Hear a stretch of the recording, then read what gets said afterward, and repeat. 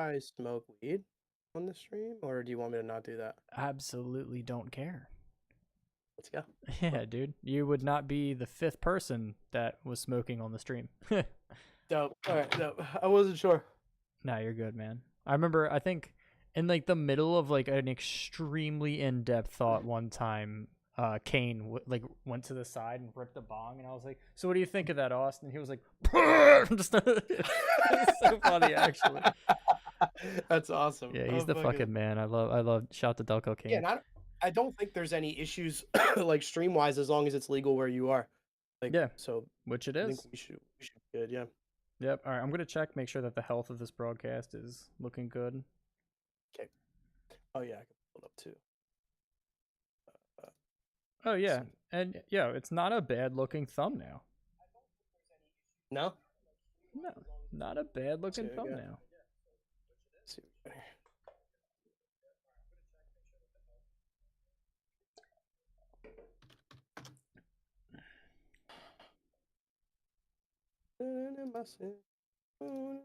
Bro, I need new music. I'm so tired. I feel like I was trying to think earlier today, like I'm not trying to sound like one of those old guys that's like, all the new music sucks, but like all the new music sucks. Brother, you got to expand your horizons.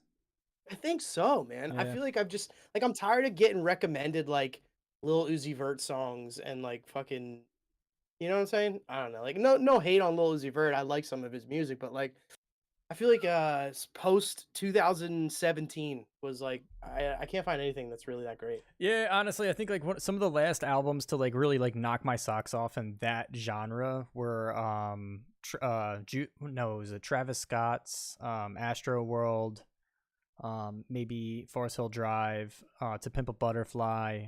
Those were really good. No hate on Those were good. 100%. Those are exactly like to me that's like the last era that I can recollect of really good hip hop music. I don't know.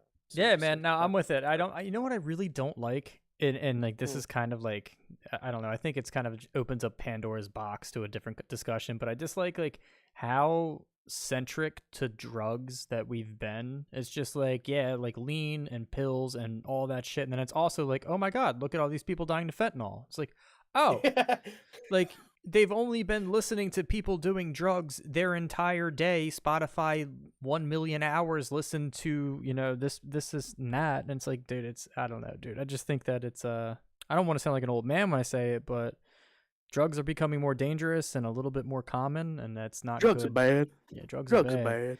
Man, and fuck fentanyl. I agree, bro. And I always crack up. I saw a meme like forever ago and it was just like some like fucking businessman, like, dude in a suit, just like the whitest white dude of all time. Yeah. And he's like, me on my way to my 9 to 5, just listening to like hood rat shit and people talking like about killing DMZ each other over drugs. Or yeah, DMX. Exactly. X gonna give it to you. Just like about to just like staple some papers. Yo, Drew, what's up, man? I'm glad you like that tweet. I put a lot of thought into that tweet, and I'm sure that you'll guess where I put thought into that tweet. On the shitter. Did you see that one? Didn't you? Was it the one that you put up the other day? It was a picture of your feet. Like clearly you were sitting on the toilet, but all you could see was like your knees and your feet. Yeah, is that the one? Yeah, no. That was my first poop tweet of the week. This is my second poop tweet of the week, where I said there's a very good chance that you and I have spoke while I was pooping on Twitter. There's an even better chance that the two of I have communicated while the both of us were shitting while on Twitter. And there's a third party that might come in and have a conversation with all three of us while we're all shitting together, and it's why I love Twitter. Did you say third party? Yeah, it's a third party. He's getting third partied in the fucking bathroom. Yeah, man, we getting third party, baby. There should definitely be something that like geotags you that you're on the toilet on Twitter. Right? It should just be like a button that has like it just like outlines you in brown or something. on Twitter? Yeah, wait, yeah. If you're like if you're tagging on Twitter, you can. But like your toilet, just to let people know it's a poop thought. Or if you just like change your, you know how like when people go live sometimes like on Twitch, they'll change the name of their Twitter account to like I saw a dude hack.slash earlier. It was hack.slash, but then it was like live streaming now. Yeah, yeah. Yeah, like a status update. Like taking a shit now. Live pooping. Live pooping right now. Yeah. Be careful, bro. You might get doctor disrespected. Be careful with those bathroom tweets. Oh yeah, dude. Did you see that XQC actually stopped somebody from IRL bathroom streaming, and like the guy didn't even really like thank him. He was just like, "Oh, for real? Thanks," and Yeah, just like it was turned around. Kai. It was that dude Kai Cenat. You know that guy? That guy that has the most subscribers on Twitch Yes. of all time. Just broke the record. Yep. So can we just shout out XQC for at least a little assist point on that, because his account would have not existed for that. Yeah, seriously, like fucking 100 gifted for XQC, but like it was crazy. So real quick, we talk about that for a second because I want to see how you feel about it. So he broke 300,000. He broke the record and 300,000. It was like two different little milestones. Yeah. More power to him. 100% dope. Like, get that fucking money. Crushed it. Awesome. Also, and that applies to Ludwig too. Same thing for Kai and Ludwig. When Ninja had the record, to me that was the most impressive because unless I'm mistaken, he wasn't trying to get the record. He just was gaming. And people were just like, fucking sub. You know what I mean? Like, Ludwig and Kai were both like, I want to break this sub record. And they have a big enough following that they're able to pull it off. No, I mean, like, Ninja was the founder. He started it. You know, he and the fact that he mistakenly made a milestone that wasn't broken from like 2016, 2017 until now, 6 years later nearly. That's pretty cool. You know, if someone had to actively 100%. Try to break it. So that's really impressive. But 300,000 subs, how much money is that? $750,000, I think. No, $725,000 a month. Yes, just in subs. That's fuck you money right there. That's fuck you money, bro. Fuck you money. Right like there. he's clearing a couple mil probably per month at the moment. Like, I hope that somebody is giving him guidance with that type of money. And I'm not one to speak. I don't have a lot of money, but I do know that when people come across that type of money, that the best thing you could do is hire the right accountants and good people in your court. You know what I mean? I couldn't agree more. And like, so we could talk about, do you want to talk about this real quick then? Because it's about Twitch and sub splits and things like that. This one here. Boom. Do you want to talk about this real quick? What is this? Oh, yeah, I kind of liked your take on this. Yeah, explain this a little bit. All right, so this is a clip. I'm just going to play the clip for you guys real quick. This is a girl.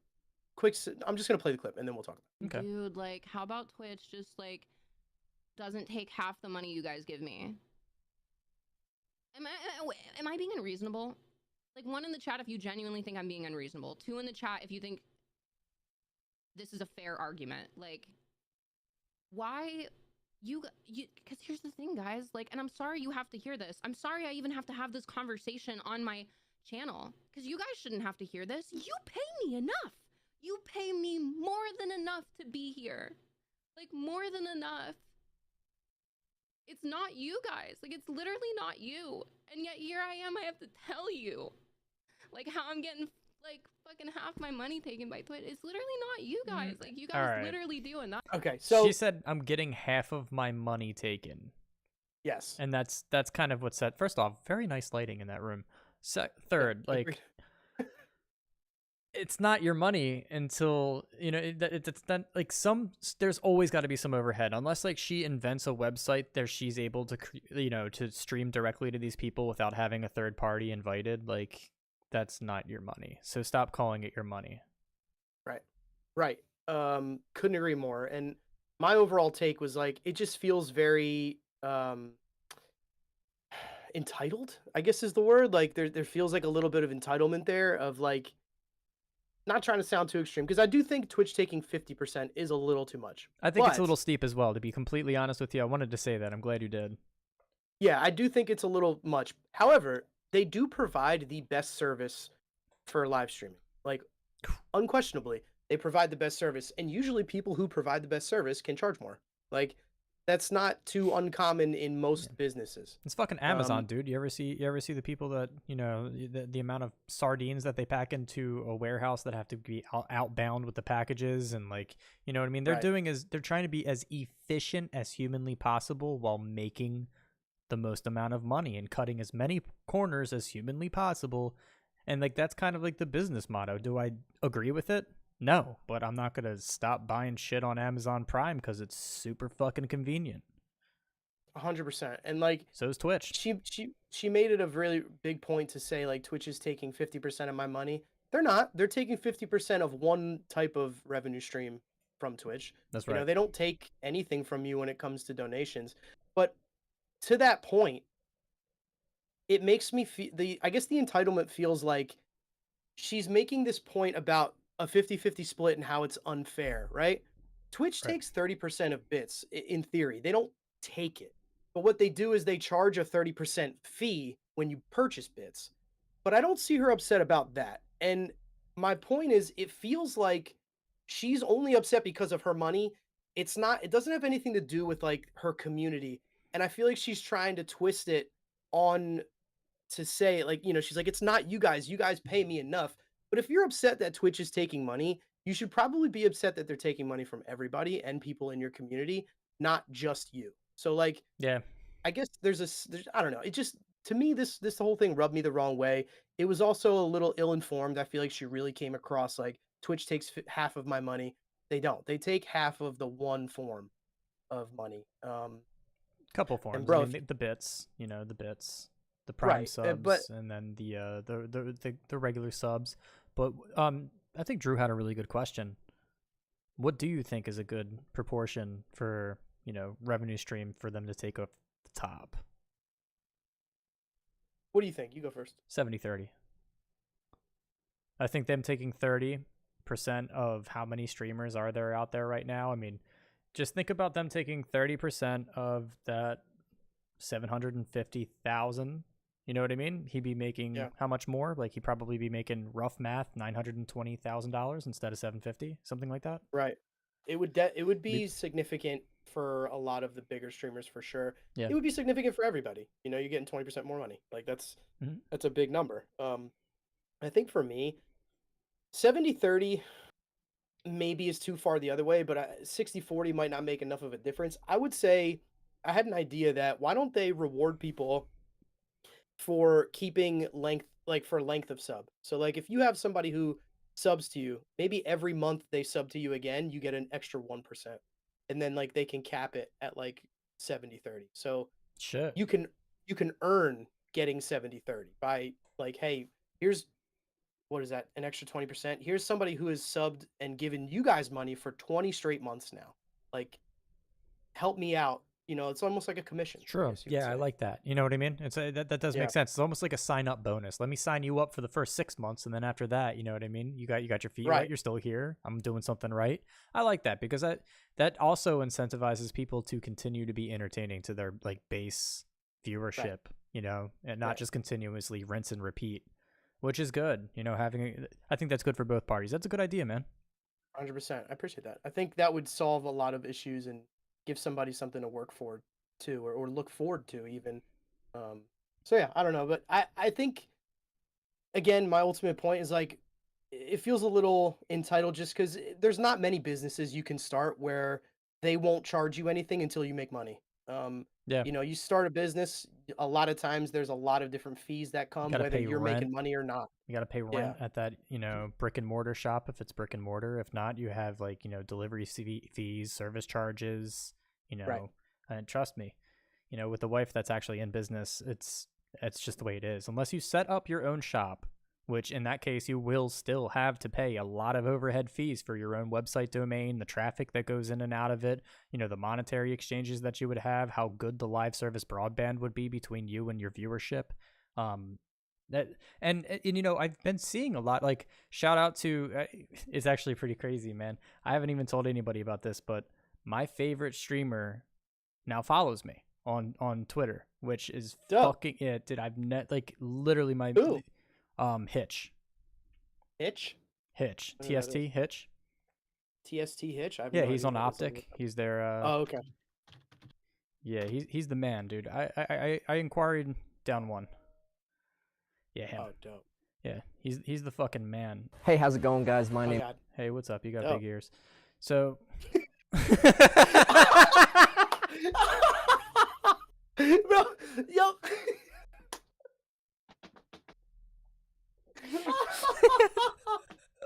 That was Oh mean. my god. Yo, Yo, this true dude story. does, True bro. story. I had huge ears growing up, so I'm no one to talk. My wife still called me Dumbo. I got in my first fight in elementary school because someone called me Dumbo.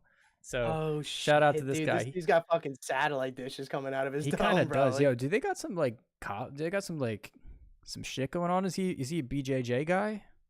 it doesn't look colicky from No. like this view I'm getting on my computer here. I don't know. I mean, they look hollow. They just look like cereal bowls. That was the meanest thing I ever said live. I should remember we're live. Sometimes I be forgetting that we're live, and I just think it's me and you just bullshitting. All right, sorry to Bro, whoever that's that is. okay. That That's was just mean. funny. That was mean. I'm sure he's a nice guy. Me too. Oh, this is Hitch. This is That's him. not Hitch. No. That's you- not him. no, this it's is an called ad. Trevor. I don't know what better that known is. as Hitch. Are you sure? Yeah, press play. Known as Hitch. Wait. So wait, who is No, that this guy is- then? This isn't Optic Hitch. This is like some guy that I guess he's a hitchhiker. Wow, that is so fucked wait. up. 123,000 followers. Yo, homie's entertaining. Oh, We just shit, stumbled onto this. Wait, this isn't your boy? No, it's Optic Hitch. Like Optic Gaming. Okay. I see you follow TP. Just Where is it? I wonder if it's okay. it Optic. could just be Hitch. Yeah, here it is. Hitch a Ride. It's on top. I'm sorry, I fucked up. Oh, it is Told Hitch you- a Ride? Yeah, Okay. yeah, it's Hitch a Ride. No, you're He good. follows me. This is probably my favorite Yo, streamer. I kind of want to follow that other dude. though. I know, right? He's pretty interesting. What do you hitchhike? I Yeah. wonder where he hitchhikes. Oh, You can't shit. edit anything during a live stream, man. Drew, I'm sorry, man. Don't tell the other Hitch that I made fun of him. But this guy's signed to Optic. He's crazy. But check out his stream. I think it's one of my favorite things about his Fuck yeah. stream. If you click on 100 hours of COD, he does these things where he'll play a game for like 100 hours and show how good he's gotten and his friends have gotten. But they do a try shit. cam. Oh, I've seen these guys on TikTok before. Yeah, 100%. they're disgusting. They're so good. They hit nutty, crazy fucking clips. But usually they're playing like game battles or wagers, and it's 3v3s. Oh. Yeah. And they're so all on Optic. I believe so. I think yeah. George and Blake, I'm pretty sure are on Optic. Yeah, they got signed a couple years ago. But I inquired to him because he wanted a logo, and we started chatting a little bit, and he followed me, and I was like, yo, no fucking way, dude. Optic Hitch That's followed fire. me on Twitter. That's literally like the guy that like kind of wanted to push me into like it was like the inspiration that kept me going. I was like, yo, I want to have a tri-cam so bad. I had a duo cam in Apex for so long. It was fun. Right. Yeah, Tricam would be fucking crazy. It's cool that he's got. Nuts. It's cool. Like, do the other two guys stream too, or is it just him? It is split completely down the middle with them. They're friends. I think they all played soccer together in high school or something like that. So they're all IRL I see. friends. And they all business stream on partners. this channel. Okay. Yeah, and then they have their own. Like I follow Blake on Twitch as well because he plays a lot of Val and he's good at Val, so I follow him too. But like Hitch being the Gotcha. media guy, and I'm pretty sure Blake is a media guy too. Oh Dope. shit, they That's crimson cool. already. Yeah, it's fucking. All right. But so anywho, yeah. yeah, let's go back. Speaking of Call of Duty, should we talk about this new Call of Duty leak that came out? Yes, let's check. Does this have slide canceling in it? I don't know. Let's see. Let's check the clip.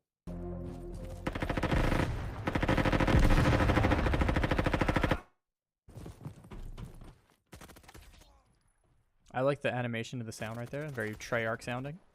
Yeah, 100%. Oh, There's a slide, no cancel. dope. I like the sound. Sound is not bad. Almost reminds me of Shatterline a little bit. You play Shatterline? No, I never did. It's a good game.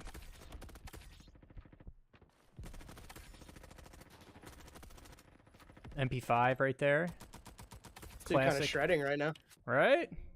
Yeah, this looks pretty dope. This looks really good. This is what does Yeah. it say? Dominate. Yeah. All right. So, what do you think? This is 2024, right? This is just a beta. It's got to be just a beta right now. If anything, maybe alpha, and it's already looking phenomenal. It looks really fucking good. The The movement looks lighting pretty effects. solid. Look at the lighting effects on the MP5. Yep, and they got radar. Like they got all the basic dope things. Plus, it looks like they're kind of getting back to the things people like in terms of movement and stuff like that. Yeah, the movement looks good. You know what I really like? The hit reg sound. And it almost Yeah. gets a little bit higher pitch, but it's like a muffled shot. It's like I love a good hit reg sound is like that's so crucial. That's Very something I think rewarding. Infinity Ward does well. You know what the best thing about this clip is though? What's that? It's Roblox. So this isn't Call of Duty at all. This is a Roblox mod. Bullshit. So there's that. It's bullshit that this can look so decent, and this is definitely this is Roblox, dude. Believe it or not, this isn't Call of Duty. It's actually Roblox. Classic minimap, shooting while standing, tactical sprint, non-instantaneous TTK. The movement looks great. The maps look great. How is this possible? Can you explain this to me? How can Roblox be this good? Like, of a different game? I don't get it. Like, how can you just do anything in Roblox? Like, what isn't possible in Roblox? dude. I don't fucking understand. It's what makes me sad is the fact that like I don't know. I think it's just the fact that like the community is so tired of Call of Duty not having basic functions that we all have been asking for because they have creative decisions that they dig their heels into, and then people make a good Call of Duty in Roblox. I honestly feel like if they just kept this, it could probably be as good as Black Ops Cold War was. It almost kind of looks like Black Ops Cold War. Look at it. I mean, like if you told me that they remastered like WMD and that was the hole in the wall, I'd be like, oh shit, cool. This is in beta. This is gonna look great. Like this is honestly really good. It looks really good. It looks really fucking good. And I just again I don't understand how it's possible. But if a small group of devs can make a Call of Duty clone on a Roblox engine, why the fuck can't like thousands of employees at Activision just get their shit together and give the community what it wants and make the game good? Like I'm so lost on what game development requires and how difficult systems are to, you know what I mean? Like, because you see small dev teams cranking out awesome games, then you have these massive dev teams who just can't, they put the most basic shit out as an update. You know, we could talk about that too. Like, the COD community has just had it, you know? Like, I'm so lost on what it takes to develop a game. I really don't know. In the beginning of the month, they promised us that we would have all game modes in Resurgence at launch. They tweeted it. It's literally a receipt. You can go back and see it. Like, Call of Duty actually said we will have all game modes available at launch, and I think it was like February 3rd, something like that. And then they just completely backpedaled, and they were just like, yeah, trios only, like only trios. Gave us solos for like how long? Like a weekend. And they were like, oh, here you go. Now you have duos and quads again. Like, yeah, why? I don't understand why they take out game modes. Like, they blatantly, obviously lied. They lied to us. Yeah, and like, you look at a game like Fortnite that brought out the no builds. That was like a huge thing, right? Like Fortnite without building. And I believe their initial plan was for it to be an LTM, but everybody loved it so much and they were like, fine, let's just leave it. Like the people love it. That was their initial, Like, why doesn't Call of Duty do that? They don't seem to give a shit what their community wants in some points, but sometimes they do. I feel like they pick the weirdest things to fucking... I think Drew's trying to trigger you. We'll get into that for sure, Drew. What are your thoughts on the Dan? Oh, fuck, bro. Yeah. Yeah, we can do... I got a lot to say about the Dan Dangler, bro. But we'll get into that in a moment for sure. Yeah, actually, we don't even have to get into this. Like, it's just a fact. They promised us that they would bring in... They tweet a lot. And, you know, it's been a while. They tweet a lot. But, yo, shout out to Call of Duty for favoriting and replying to one of my tweets, though. That was pretty cool. Yeah, right? They had no idea who they were talking to. Not exactly part of their fan club, but thank you. What really bothers me the most is the fact that like rudimentary things that, especially in the paid game, like in the paid game, they're still like pushing in and out playlists. Just give the full playlist. Give us where's 3v3 gunfight, by the way? Yeah, I don't know. That's one of like gunfight is I think one of the more popular modes behind Search and Destroy, right? Probably like the second. Dude, if I have to pick 2 game modes to play, it would be 3v3 gunfight and ranked search and destroy. Right. For call. If you just gave me those two, I'd be extremely happy. But you know, they don't. They just like to rotate things in and out, which I'm okay with on a free to play game. It is what it is. You know, I can't complain. I don't want to be entitled because I didn't pay for the game, and I'm probably going to put hundreds of hours into this game for something I paid fucking nothing for. But Right. for the $70 game, guys, just give me what I want. Why do you have to? I paid $70. Give me what I paid my money for. I agree. I don't. It's just so. It just always is so obvious, time and time again. They just make decisions based on money. I mean, because the Ashika Island stuff is like what people want for Warzone. The ranked finally. Well, okay, let's talk about a good thing. People love the ranked mode, right? It seems like everybody. I've been seeing a ton of positive feedback on the ranked mode It's the shit. for multiplayer, right? It's so good. It's so I hear fucking it's fun, great. dude. It's really Yeah, like, good. Once I've I been seeing fix mad my people- dev errors, which by the way, I probably will be making a video on how I fix my dev errors because it's so far, knock on wood, a really good solution. So I'll be getting that out to you guys sometime shortly. Because I know I've been seeing a lot of people have been having dev errors and taking penalizations. I took negative 200 SR as a hit at one point, and for reference, Remy, there's been times where I've gotten 29 SR for winning a game. Jesus Christ, that's like 8 losses. Yes, and that was just Oh my my that's my God. biggest loss. I've taken 150, I've taken 100, I've taken series of 50 back to back. Like I'm Jesus. probably like legitimately like 36 to 4,000 in the hole right now because of how much the dev, and I finally fixed it. I'll be the Why martyr. aren't they fixing it? I know. I know. I What shouldn't the have fuck? to do Why this. do you have to fix anything?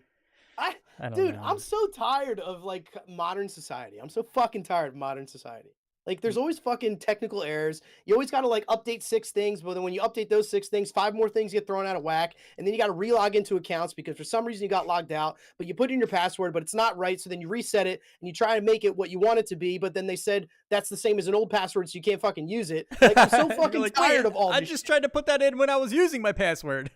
Exactly. And now they're like, nah, you can't do this. It's just a fucking endless circle of logging into things, updating things. You spend 8 fucking hours doing it, and you don't get any of the actual work done that you need to get done in those 8 hours. Yeah, dude. And what I hate is when I get my time wasted. Like if I lose a game, then it is what it is. That's because I lost the game. But if I'm losing SR because no reason at all, like because it's quite literally a development error, and then fuck you guys. And that I almost went back to Valorant. But I was like, you know what? Let's keep going. I'm going to figure this out because I want to give a fair chance to it. So now that I'm back, I haven't dev errored yet, knock on wood. I'm going to continue to play. I'm going to get myself into gold probably in one game right now. Which is impressive, by the way. With all the SR that I've gotten taken away from me, I'm still hitting gold. It's crazy. End of vacation. Yeah, that's fine. That's true. The yeah, fuck? like, you were just away for a while too, so that's dope. But I think that MW2 was the biggest Fugazi in Call of Duty history. It was the biggest fucking Fugazi that I've ever seen, because what they did was they said, what's the best title that we could give this game? Well, MW2. Everybody loved MW2, so more people will buy it. Okay, it's nothing like MW2. I accept that, but I'll still play it because it looks like a decent game. And they also said that it's going to be out for 2 years. It's going to be a 2-year game. So I'm like, fuck it. I have to get on board with this one. Otherwise, I'm not going to play Call of Duty for 2 years, which that might be the best thing for my mental health, but I'm going to do it anyway and buy it. So I buy the game expecting a 2-year title, and then they come out later after making $1 billion and giving almost no support to the game whatsoever. There's no ranked play at launch as promised. The game had no stats. The game was dev erroring. It was glitchy. It was shitty. It had desync everywhere. Party errors. Couldn't play with my friends. The game was basically a $70 beta. And what they did was they made $1 billion off of that. And they're like, yeah, we're going to actually release another Call of Duty in 2023. I'm sorry, guys. I know we said that this was going to be a 2-year title, but now it's going to be another $70 release. So the shelf life of this game officially got killed, which was a part of the reason that justified me paying $70 for the fucking game to begin with. Right. Yeah, that's, bro, you're fucking spot on there. It's a Fugazi! It's a Fugazi. I have a question for you. Can you name me one other game or one other series of games that 2 of the games in that series were the exact same title? Outside of sports games, no. But even sports games, they're not the exact same title. It'd be Madden 03, Madden 04, Madden 06. Oh, yeah. You're talking about like the name of the game. Yeah. It never happened. What the fuck? They just made another game that had the same name of one of their older games? I don't get that at all. It always confuses the shit out of me that nobody seems to care about that. Maybe it's not a big deal. Maybe I'm fucking weird. But I will say it pisses me off. You can't even come up with your own title. You're just gonna take a title of an old. You're just gonna recycle titles? Like, what are we doing? I don't get it. It's like the easiest thing to do. You take 3 hours, one day, a couple people sit down at a table, everybody write down fucking names, and then you vote it down and pick the best one. It's not that hard. Why are you reusing titles? It's so weird. When I Google MW2 loadouts, like almost inevitably I get like a 50-50 split of 2009 and 22. It's so fucking stupid they did that. Well, wait, it's a Roman numeral this time. Yeah, say Modern Warfare 2 with a Roman numeral. It's Modern Warfare Roman numeral 2. Is that what am I supposed to fucking verbatim say? Dude, yeah, so I made a TikTok about that before, and I was like, yo, this is not Modern Warfare 2. I don't care what anybody says. I'm calling it Modern Warfare 2022, which is a mouthful to say, and I didn't dig my heels in strong enough. But my comments were full of people like, oh, they're already bitching. I'm just pointing out the utter laziness of just being like, I'm going to spend years producing a game and name it something that's already taken. And you know what, bro? To your point of what you just said, the already bitching, more power to the people who just keep playing this game and don't bitch. That's fucking great. You're a rare breed. Yeah, but I'll tell you what, bro. Rare, people should be bitching. Uh-huh. People should be bitching, and people should stop playing. That's the only way they're going to put care back into their product. That's the only way. And nobody does, because they keep every title that comes out, they make more somehow. They just keep making fucking money. When did Ashika Island drop? Was it like, I think it was like the week before Valentine's Day? Something like that. You don't have to Google it. Oh. And that was the Dan Dangler. So speaking of the Dan Dangler, I hope that doesn't get us kicked off. God damn it, Rem. I just always have that video on a tab ready to go. Yeah, you do, huh? Yo, okay. At least it's all blurred out. Thank God it's all blurred out. It's blurred out. And I actually just made a YouTube video with that in it. So I don't know.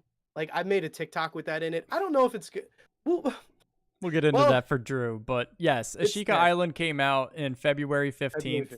I played 3 games on it. I was like, yep, this is exactly what I thought it was. It's just the bigger Battle Royale and fast forward with all the same mechanics that I dislike.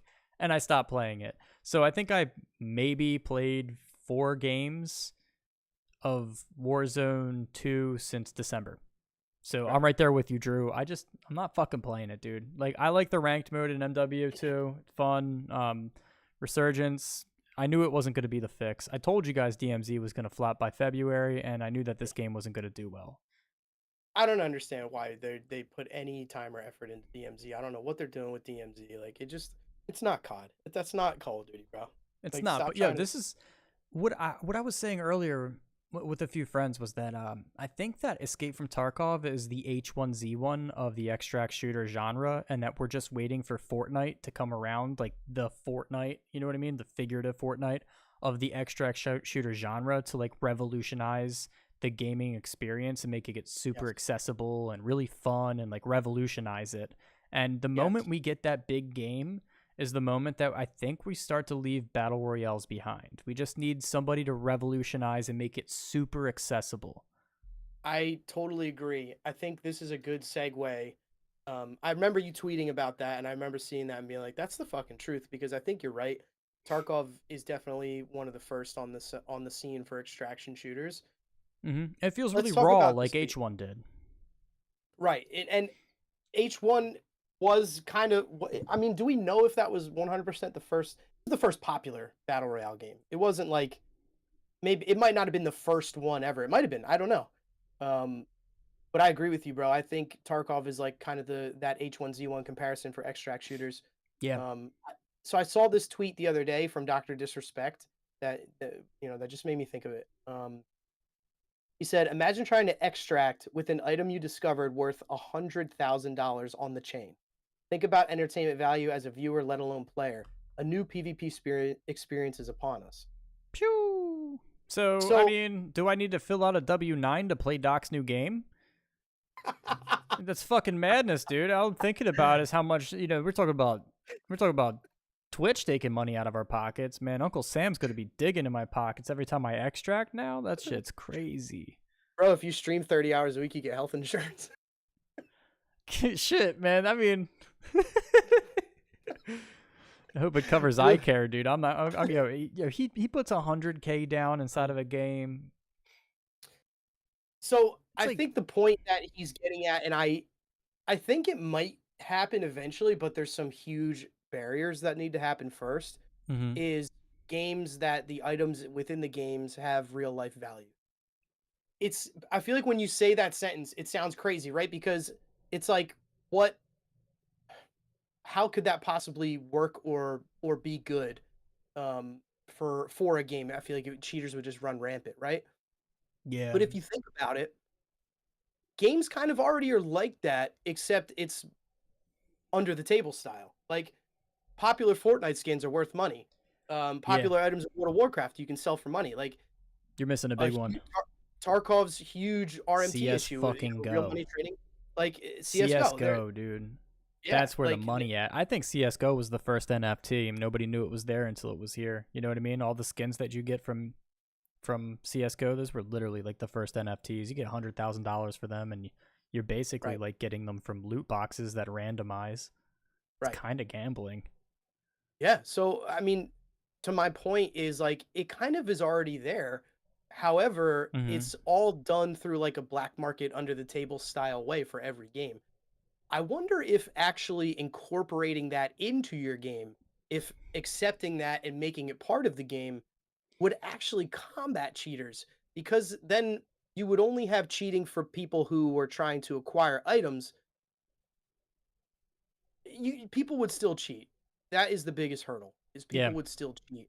But it's like, to me, it's kind of like when they made weed legal in places. It's like, all right, we know everybody's doing this. Why don't we just regulate it and like have the government make money off of it? Now a lot less people will do it in a shady way because you can just do it.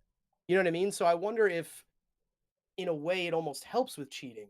Nope. I think that if you tell me right now that there's a $100,000 item inside of a map that look, man, I'm no cheater. All right, look, I don't cheat in any of my video games. But if you told me right now that Dr. Disrespect put a $100,000 NFT in my lobby and I only have 20 people between me and that NFT, boy, am I putting some fucking walls on. But I mean, it's a scumbag thing to say, but I'll be the first one to admit it, dude. For $100,000, what am I gonna do? No, I have competitive integrity, guys. I'm not gonna fucking cheat. Fuck that shit, dude. If you tell me there's $100,000 sitting right there, that's like an annual income for somebody that's doing really good in life. And you're telling me all I have to do is cheat in a video game and I can make a 6-figure income in a day? Fuck off, bro. I'm fucking cheating. You're right. I'm cheating. I don't care. You would need this game, whatever game that tried to adopt this would need one of the greatest, if not the greatest, anti-cheats. You should be blacklisted from like the internet if you're cheating on this game. Like, you should be straight up like shunned. Like, your internet service provider should blacklist you if you're cheating on this game, because real shit, there's people cheating on Warzone, which isn't even fucking ranked. There's people cheating on these games that have 0 awards and even like non-fungible, like nothing even like tangible. Like, you don't even have money, and people are cheating to just say, "Oh, I'm the best player at Warzone ever." Like, it's true. It's for nothing. You're not even fucking ranked, and people are cheating. So if this game is going to offer $100,000 to extract with an NFT, my boy, if I can find a cheat code to do that, you can call me a dirtbag all you want, but you can call me a dirtbag in a 2023 Nissan GTR. That's fair. I think you bring up a great point. People cheat for far less than they cheat for attention. Item. Right. Yeah. You make a good point. You would need an insane anti-cheat system beyond Valorant. Valorant is one of the best ones I can think of. You would need an extremely intrusive spyware type of anti-cheat and even stiffer penalties. Like, it almost makes me think maybe you do have to verify yourself IRL in some way to be able to play a game like that. Maybe you have to submit identification, or you know what I mean? Like, you have to make yourself part of a community that's like, if you cheat, you're Oh out. no, dude! know? The W9 comment was just a joke until I realized that the W9 should probably be the entry to the game. Yeah, like you have to give a lot of your private information to Yeah. be able to play. And then just imagine how, dude, I don't think Doc is ready for this, man, because like imagine the infrastructure leak. Like games are leaking all the time. I mean, Engine Owning Yeah. just leaked a bunch of employee information of Call of Duty, right? Imagine if Dr. Disrespect's Midnight Society got hacked by those same people and got everybody's like social security numbers and tax information, right? Like Yeah. this could turn into a legal fucking nightmare. I'm personally I'm in favor of this working if it could work, but I'm just thinking about like, dude, like the cheaters, the legalities of it, the information fraud that can happen. It just doesn't seem like he's ahead of his time. Like Doc He's is ahead of his he's time. ahead of his time with this. I don't think we're ready. No, it's definitely not ready right now, and I do think it is probably going to happen in the future. Maybe not anytime soon, but sometimes in the near future, I think it'll happen. There's just so many hurdles. There's so many fucking obstacles, and yeah, I don't know. I don't think there's a. But speaking of cheating in video games, do you want to talk about this Tarkov shit? Yeah, I'm not super familiar with it. I heard that this was the Wiggle that destroyed Tarkov. Can you explain what the Wiggle was? Because I know a Wiggle is like when you're like, okay, I'm friendly, you're friendly, let's not kill each other, right? Correct. So this is a clip from it. So basically, this guy, his name's Goat in like the Tarkov community. He made a video that he downloaded hacks and like found hacks, bought hacks, downloaded them with the purpose of making a video where he could find other cheaters and expose how bad the problem is. Now, he didn't do any PvPs, like he didn't kill any players. Yeah. He didn't help anybody, and he didn't share any loot with anybody. He basically went into lobbies as like a bystander with hacks on to find other people and see if he could uncover how bad the issue is and how many other people were hacking. And the Wiggle, like you said, it's going like this. Basically, what he found out is the Wiggle was how he could identify other cheaters. Let me show you. Raid after raid, nothing. It honestly was pretty boring. But then I discovered a secret weapon, the Wiggle. And the Wiggle was all I needed.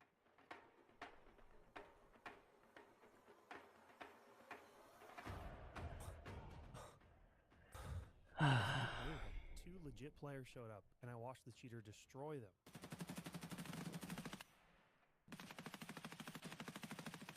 I went to the roof to see what he would do, and he was stuck in a healing animation. I'm like spazzing out right now. I like it. So basically, the Wiggle is how he could tell, like, I can see you through this wall, you can see me through this wall. He found out through more raids and like contacting more cheaters that he found in those raids. And they said that the Wiggle is kind of like a cheater known thing. And after he found out about the Wiggle, he was finding people, and he said 60% of his raids had at least one cheater in it. Which is pretty fucking wild. And those are just people those were just people who know about the Wiggle and did it back to him. True. And B, are willing to do it, because he said a lot of cheaters won't Wiggle back to you because they don't want to expose that they're cheating. So it was 60% of the raids with people willingly wiggling back at him, that he was like, all right, this guy, that's because there's no other way you would know that you know, the Wiggle communication without seeing it through the wall. Tarkov, so it's pretty fucking wild. As bad of a state that this game is in right now, I just want to see this. It's not that I want to see it die, because I think that this game is going to be very, very, very difficult to replicate. Like Call of Duty's DMZ it's never going to be this, because there's an in-game like player-to-player economy that you just simply can't do in a free-to-play game, because the game is dependent on microtransactions. When a game's dependent on microtransactions, it can fuck up the economy of the game with like forced items, easy free money, you know what I mean? Stuff like that just, it doesn't make the organic flow of like, oh, I need to get like, you know, a battery, or I need to get this to finish a quest and turn it in and get paid.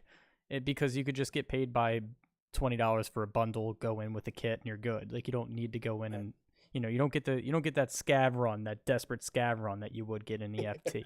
Facts. And I think that we're gonna have to go in order for this game mode to move forward as an extraction shooter genre. We need to get off the free to play model.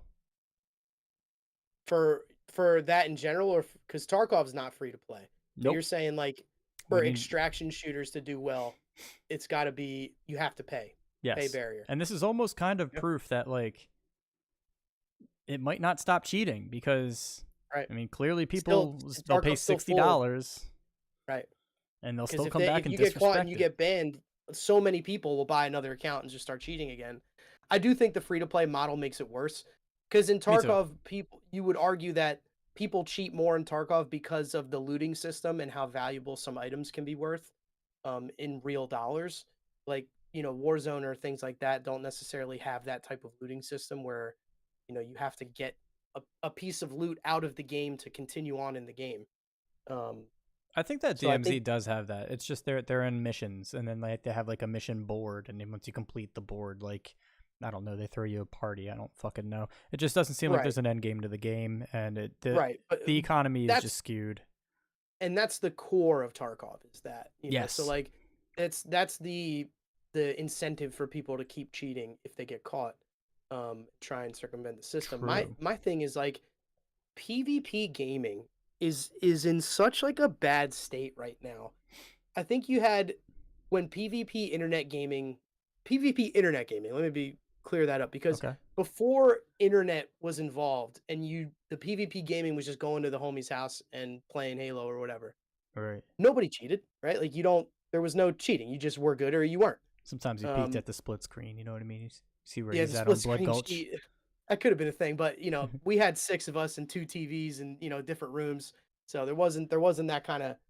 But my point is, PvP internet gaming is in such a bad spot right now with cheating. It is. I think it's one of the biggest reasons why esports hasn't taken over as like the elite form of entertainment because I think so many people just don't enjoy or trust the PvP scene. That's a good point. Like I've seen a lot of people commenting on like legit CDL pros, like people that I know for a fact go to LAN, play on LAN, they can't cheat, it's impossible, they're just built different, like, and they're like, yeah, that guy's cheating, and I'm like, first off, like, you don't know who he is, do a little bit of research, and second off, like, just the automatic assumption of like, he's very good, he had good, game IQ, he's got a great shot, he knew where to be, his intuition's good.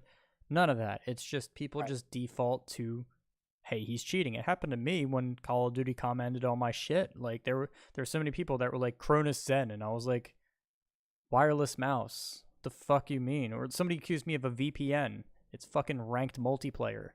It doesn't work like that. So like there's just I think it's just a mix of like those few people, like the people that this guy is pointing out, they're ruining like I guess like the credibility for people that are actually good at games, and it sucks. 100%. It Yeah, sucks. it does suck.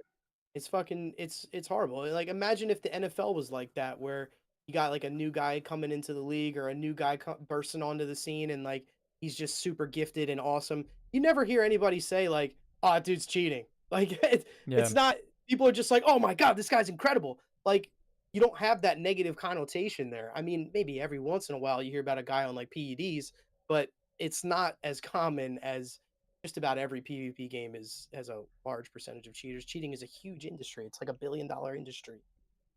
Yeah, it's almost like the Lance Armstrong with the EPO situation where he was like, yeah, I got caught cheating, but like fucking everybody was cheating. And then like everybody that wasn't cheating was in like 700th place. Right. So, and do you know their names? No, but you know my name, and I can tell you 500 more people that were also doing exactly what I was doing, But it's also not like that because the top people that actually do play these games well aren't fucking cheating. But then it just keeps you on your toes. It's like, oh, well, aside from Lance Armstrong, who else do I have to point a finger at? Who had really good times on this game or times on this race? It's kind of the same thing. It's like once somebody pisses in the pot, you really can't like sift it out. It's kind of just over. Like people just, there's a distrust. Yes, exactly. And I think that that's where we're at with a lot of PvP games. Not all of them. Like some are better than others, like Valorant. But it's the more intrusive anti-cheats I feel like that's just the way it's got to be. And like to me, if you're somebody who's like, no, I don't want how I don't play Valorant because of Vanguard and how intrusive it is. Like, first of all, fine, don't play. But like, second of all, like Nothing wrong with that. the people who are like, don't bring that into the game I like because then like that's not I like my privacy. What are you afraid of? Like what? I want to know who you think you are that say fucking Call of Duty adopted like a Vanguard type of anti-cheat where they put like spyware on while you're playing. Why do you think they give a fuck about any of your private shit? Like they're not in there trying to find your private shit. I Nah, mean, man, Bobby Kotick is inside of your camera roll trying to look at your girlfriend's feet. That's for sure. right. Like, that guy's he's just, he's definitely a foot fetish yeah, guy. yeah, he definitely. You can see 100%. it, man. You can see he's got the sweats. But yeah, yeah, I think that like I see what you're saying. I personally, of all the companies, COD might be the last one I want taking a look at some of my shit. But also, like that's just like sometimes it's got to be like what you got to do. You know what I mean? And I'm with you on that. Like sometimes, like it's either you bitch about one or you don't play, right? Because for the rest of us that are willing to take the hit, I don't care that Vanguard takes over my computer and it seems a little invasive. They have full access. Riot's a very reputable company. They don't have any type of infringement issues. It's been years of League of Legends and years of Valorant now, surprisingly, and no issues at all with people's privacy and destroying. Exactly. So like it's working over there. Why can't it work in other places? Exactly. Yeah, there's no reason to me to not institute that into your game. I mean, if you're worried about losing players, most of the players you're going to lose are players you probably don't want in your community anyway.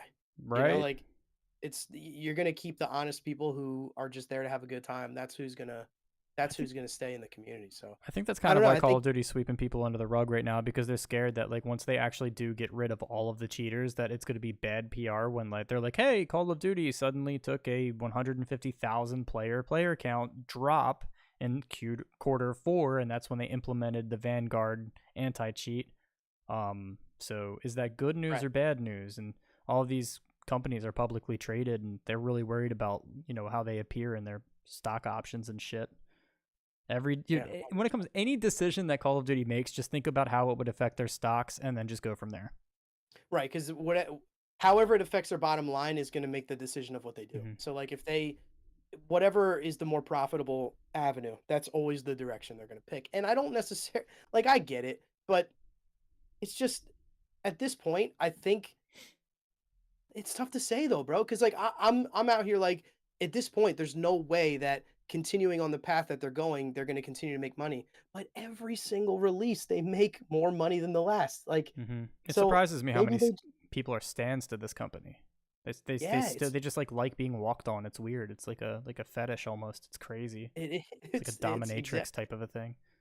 Yeah, Bobby Kotick's walking on people like with his feet. Like he's just a lot of size 11 and, size 11 stilettos going right in your mouth.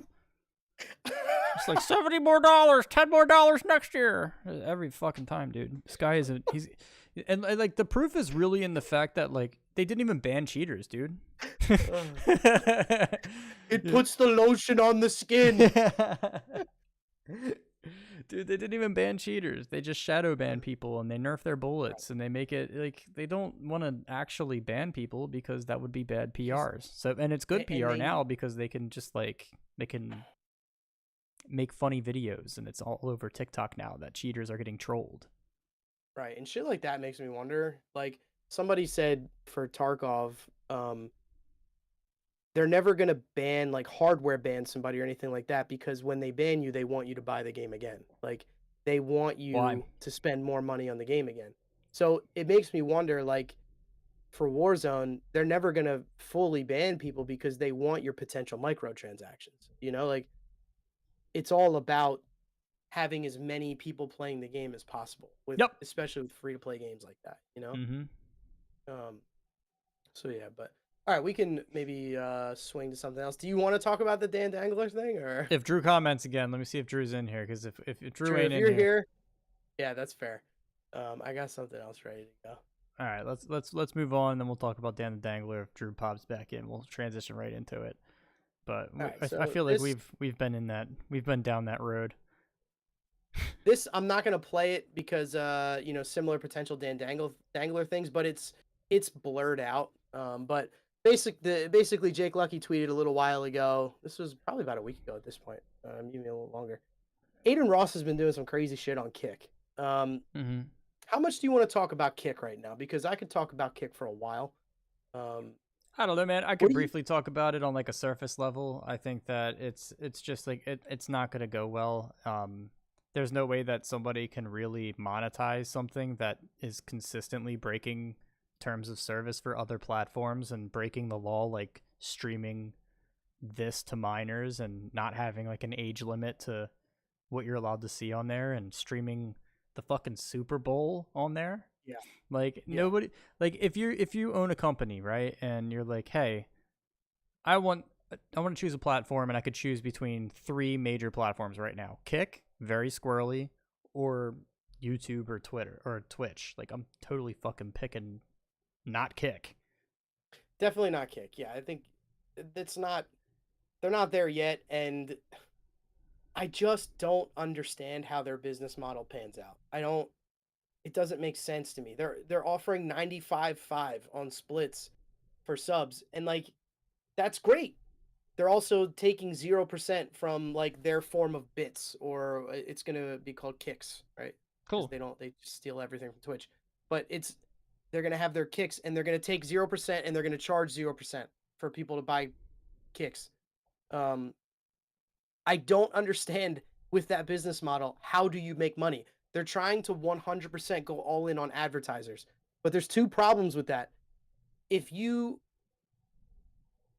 entire business model is based on advertising, they're probably going to run a fuck ton of ads. A And you're lot. probably so many ads, and you're probably not going to have any say on being able to like stop them or skip them, or you know, if people sub, do they not see the ads? They're going to need to be pushing ads so often. It's going to be probably pretty brutal to watch a stream on there once that kicks in. And then also, it's going to be fucking impossible to find advertising partners when you have dudes restreaming the Super Bowl, streaming porn. People are getting blowjobs on Kick and just streaming it. The Dan Dangler is literally just getting rammed by like machine dildos. Like it's a fucking nightmare on there. It's somewhere between. It's like if Twitch and OnlyFans had a baby. That's Uh-huh. Kick right now. And like I can see that working. I can. Yeah, I kind of like it. It's not like that can't work. That's cool. You just have to lean into the OnlyFans half. You know, like your advertisers have got to be like fucking Trojan and you know like Fleshlight. Like you got to just fully lean into that. Actually, I think Fleshlight's above them, man. To be completely honest with you. It might be, Yeah. but you got to just go like full mature audience. But then if they do that, they're gonna need to put some pretty strict restrictions in on who can watch streams and stuff like that. Yeah. You know, I just right now they're using like I don't know what the word is, but when you like do crazy shit to try and bring people to try and get It's a attention. fucking circus act, brother. Yeah, exactly. And they're doing it, and they got their poster boy Aiden Ross who just keeps fucking up. There was a stream the other day. He was doing like Omegle, or you know what Omegle Yes, is? I do. One of the greatest moments on this podcast happened from Omegle. Omegle's funny. I fuck with Omegle. And I wish more people did Omegle content because I think it's hilarious. It's But it's fucking also funny. risky. But anyway, Very um, risky. yeah. But he was on like an Omegle with some kid and the kid's brother, and he was like, "I'll give you $20,000. You slit your brother's throat right now." And it's like, dude, you can't You can't say that. Like, what if this kid did that? Like, yeah, you dude. can't. Like, You're now he's- accomplice. exactly. He's breaking every law. He's breaking all the rules. And right now there's no penalties. But I don't, from a Kick standpoint, and me personally wanting Kick to work out, because it does seem like they're trying to pay creators a lot more. So Dude, like that's the yo, shit. Yeah, that's fire. I'm all for that. I am Yeah. for that. 100%. But you can't have your fucking poster boy breaking serious laws time and time again. It's You're so gonna get shut the funny. fuck down. It is so It doesn't funny. matter. Go ahead. I I see this Aiden guy. I have no idea who the fuck he is, to be completely Me honest neither, with man. you. A lot of these guys, like, they spawn out of nowhere, and I guess it's just my 31-year-old self. I'm just like, I've never heard of this guy until, like, he did a bunch of, like, bad or controversial things. And I really Exactly. think it's, like, it started, I'm gonna be honest, I think the whole thing started from, like, the Logan Paul era. Like, I didn't know who Logan was. I kind of like Logan Paul now. You know, his brother not so much, but like I like Logan Paul now. But a while ago, if you would have told me that he was doing this shit, I wouldn't have been surprised. Like, there's people just out here trying to make it. They want attention. They jump up and down. They get it. It just and Yeah. I don't think that I think Kick's a very immature platform right now that I don't think is really going to take off unless it takes a hard directional change. Right. That's And they that's all there really is to it for me. they're already breaking promises and shit. Like they talked about that creator program where like they were trying to pay all streamers of all sizes like a livable wage or like better wages. Yeah. And they said the way that they were going to do that was to not sign large streamers, to use the money that they would normally use for something like that to pay creators instead. And then a couple weeks later, the Aiden Ross signed the biggest streaming contract of all time to stream on Kick. Yeah, It's like, dude, is it you're socialism? already fucking just like straight up lying to people. Like, I don't know. It's just there's so many red flags with Kick. I hope it works out, but who knows, man? Who fucking knows where it goes? We just gotta watch it over the next year, and I hope it works. I really do because I would love to stream on a place that get most of your money. You know? Yeah, that'd be Sounds cool. And fair. somewhere where I don't feel like I'm tiptoeing all the time, although like I do like to be just like cautious about what I put out into the world to begin with. Right. It would be cool if like you accidentally showed Dan Dangler without a big blur on it and I didn't have to have a heart attack and be like, "Oh, you know what I mean?" Like sometimes people say and do weird shit and it's not from a violent place, and sometimes people do make mistakes and like accidentally click something like a tab they had open, and like that I mean, imagine if we had like 40,000 followers and like or people watching and like, you know, that was a huge slip up and a strike. That would suck. You know what I mean? If it Right. was like 100%. unblurred. I mean, you didn't do anything wrong there. It's all good. I think But there should be more like accident forgiveness on that's what I'm saying. yeah, like streams and content and stuff like, especially live, because there are accidents that happen. Like you do an Omegle stream or something, and like somebody crazy, like if you are actively trying to, you see something bad happening and you're actively trying to get rid of it and make it stop. Like I think there should be some kind of accident forgiveness type of shit, you know? I completely agree. I wanted to talk about that new meta TikTok because yeah, we could get into this too. Let's talk about this real quick first too. You want to talk Yeah. about that first? Yeah, and then we'll get into new meta. Okay. This is pretty cool, but like, I mean, it was cool to see SOCOM. And it'll be a good segue a little bit later in the conversation. But when I saw the name SOCOM, I was really excited. Shout out to Joe Gallo because he said it like almost perfectly. He was like, "Yo, when I first saw this, I was like, yo, this is sick. I'm really excited. SOCOM series." And then he said it looks clunkier than the console version of PUBG when it first rolled out, and I agree. Yeah, I'm not 100% sure. I tried to find, it's called From Within, this game. Mhm. And I tried to find some like YouTube videos on it or anything. I couldn't find anything.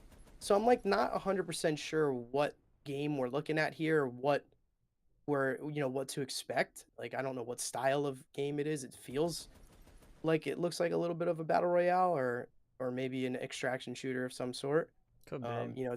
It seems like the way he's playing it, it doesn't feel like a multiplayer, like like a 4v4 or something right now. I mean, maybe I'm wrong. It says there is a scoreboard, it looks like, on the top right.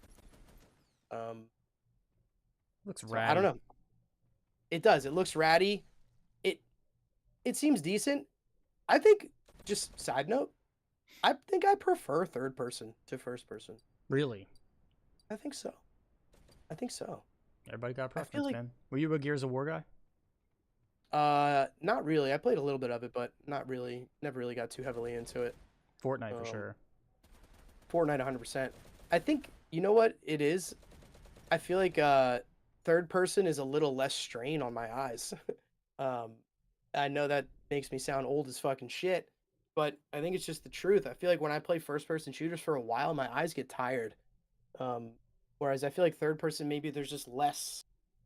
It's slower. It feels like the camera moves slower. It could just be mouse settings, but Hey man, I don't know. It everybody's just got their seems like preference. I Mhm. personally really like first person. But you know, I played the shit out of Fortnite over most games. I think I have more hours put in Fortnite than I do every game except for COD 4 and MWR. yeah, yeah. So Fortnite and Halo are probably my two. Fortnite and like Halo 2, 3 are probably like my biggest I probably have or more biggest hours in like two. shooter games. So yeah, I probably have more hours in Halo 2, which is Yeah, probably a hard I think second. 2 as well. I think But 2 as well. Go you ahead. know, I've been hearing about SOCOM, and during the podcast that I had New Meta on, I had Malik Forte on. He was talking about SOCOM a little bit, so I mean that could have been some foreshadowing to maybe we'll see something soon. I don't know. The guy's got his ear on the ground way harder than anybody I know in the industry, but he had something to say about Hogwarts, which is kind of sad. Legacy just got delayed again. Now the game won't be hitting PS4 or Xbox One until May 5th, as announced earlier on Twitter today. That doesn't include the Switch version, which appears to still be dropping on July 25th, and that makes sense considering May will be Zelda's month on that platform. I know there's been some FOMO watching new gen folks enjoy the game, but hey, at least they're porting it. We definitely hit that stretch where developers are focusing all their resources on new gen hardware, so consider it a W they didn't outright cancel it. That ending statement of what Malik just said there kind of resonates. Like, at what point do we start parting ways with Xbox One and PS4?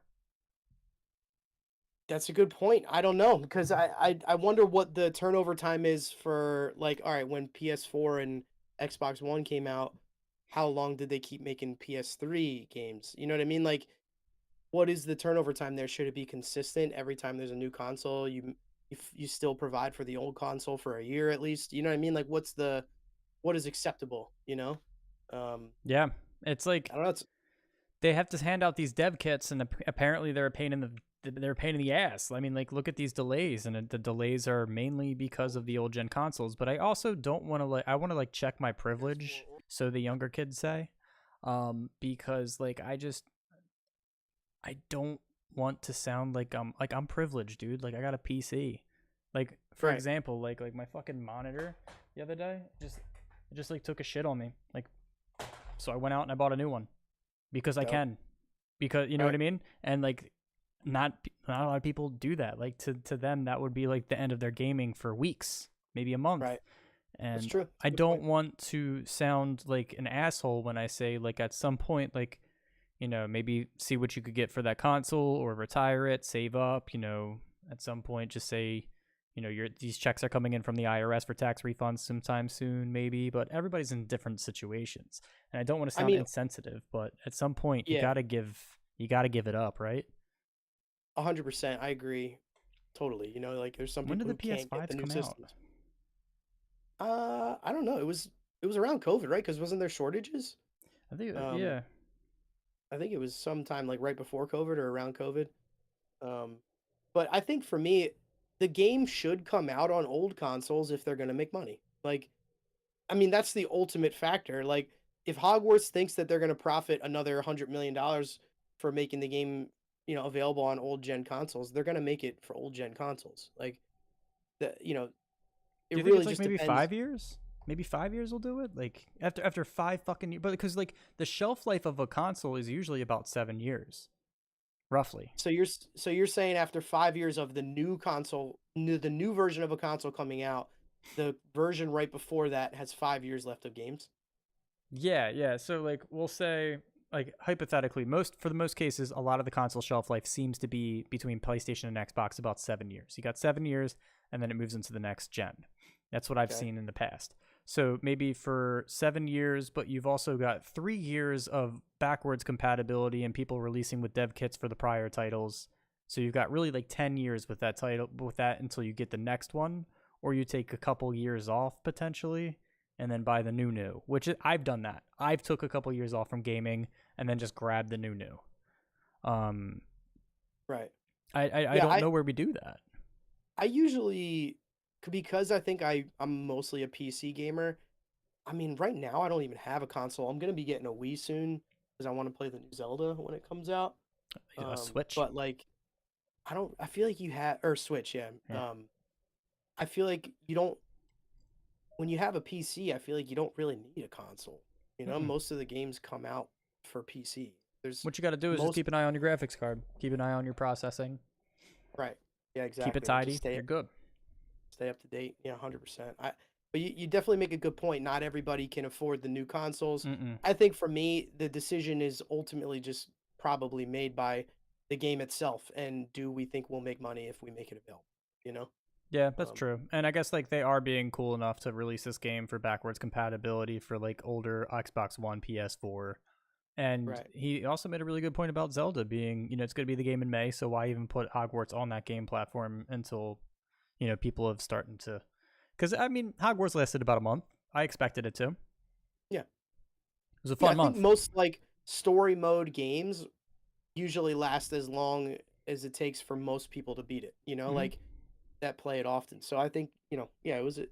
But that's to me, that shouldn't take away like, and I don't think it does. I think most people appreciate like a story mode game when they play it through and it's like, all right, that was a great time. I got my money's worth. Mm-hmm. I feel like PvP games just have an edge because you can play them so much more because, the PvP experience is what makes it different every time in a Yeah. way. So the other day I was making a funny tweet and I was talking about that. Remember that Rugrats game from PlayStation 1 that you could like walk around Tommy Pickles' house on and you can like play hide and go seek and putt putt and I don't think so, no. it was a sick game. It was so Yeah? fun. Yeah, it was so fun. But I looked up gameplay of it and I was like, yeah, I just want like a little bit of it just a reference, like make a couple references inside of the tweet. It's like should be like Rugrats PlayStation 1. You will recognize this game. This is Look this at might these graphics. I know. Graphics aside, which is insane. The graphics are horrendous, and so are the voice comms. So is everything. The soundtrack is extremely repetitive, and it's what remember back in the day when the soundtrack was the same thing over and over again. You'd have the ba like stuck in your head entire day. Ba-ba! Yeah, all day. So like this was the game. It says it's a long play. Keep in mind it says long play. How long is this video? It's only an hour and 8 minutes. So I think we should watch the whole thing. So we should. I did. It would take me down this. Go like cut into the middle of it a little bit because this game actually had some layers to it, right? Like you had putt putt. You had Look at those fucking graphics, dude. Look at Stu. And you know what's funny, bro? Like back in the day, it's like, oh my god, like They're in 3D. three-dimensional. We're in 3D. This is crazy. Like, wow, look at that bowl of spaghetti. That's not potato salad. It's probably potato salad. It's an old man going for his pie potato salad. You damn right, as Gramps. But yeah, Look at how big it is. That oh is my. a huge bowl of That is fucking potato salad. Largest amount of potato salad I've ever Do you seen see in my Spike with the teeth in his mouth and how it just hovered Yeah. under his chin? life. So this game had like a lot of puzzles and mazes, and it lasted about an hour if like you really took this game in. Like if you played this game and you did everything you possibly could in it, the game was maybe an hour and a half long. Watch out for the goose, Okay. Tommy. This was a $60 game. This was a $60 game back in the day. You got about an hour or two of enjoyment from the game, and you fucking put it down and you said, wow, I beat it. I had a good time. Now, I just feel like as consumers, man, we expect so much more now. I couldn't agree more, bro. I feel like the free to play, with the amount of large games that have come out in the past couple of years that are free to play, the sense of like, people are so Slide cancel, Tommy. unaware. People are so unaware of like the value that they're getting. Like you play a free to play game for 100 hours. If you play a free to play game for 100 hours, you know how many movies that is? You know how many times like of going to the theater and watching a movie and spending $80 for like a 2.5 hour movie with popcorn and soda? That's a Like good point. you would to get 1,000 hours worth of movie theater trips, you're spending thousands and thousands of dollars. Like I feel like people are so ungrateful for the amount of time that they get. And that's why like I'm hard on Warzone, but because Activision's so fucking greedy. Yeah, but if I they feel weren't so like- transparent about being such stinge balls, I'd feel bad for them.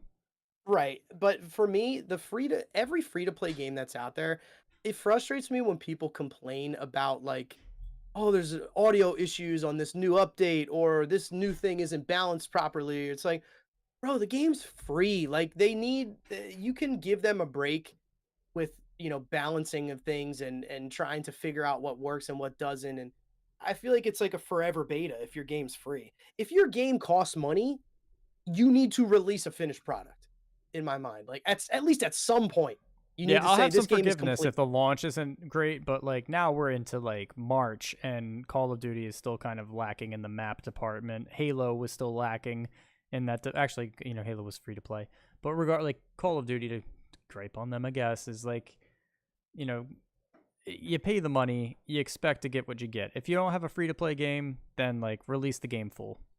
100%. And Yeah, Cyberpunk was a big, like, I think that's a a big big letdown. culprit of that. It was a Yeah. big fucking bummer. That game was not ready, but this game looks pretty fucking fun. I'm not gonna lie to you. It was a good time, dude. I think about this game because like I probably played through it several times as well, which means like, I mean, I put like what 6 hours into the game total. 6 hours is chump change in terms of like Elden Ring and replayable games like Apex Legends that I probably have 1,000 hours on.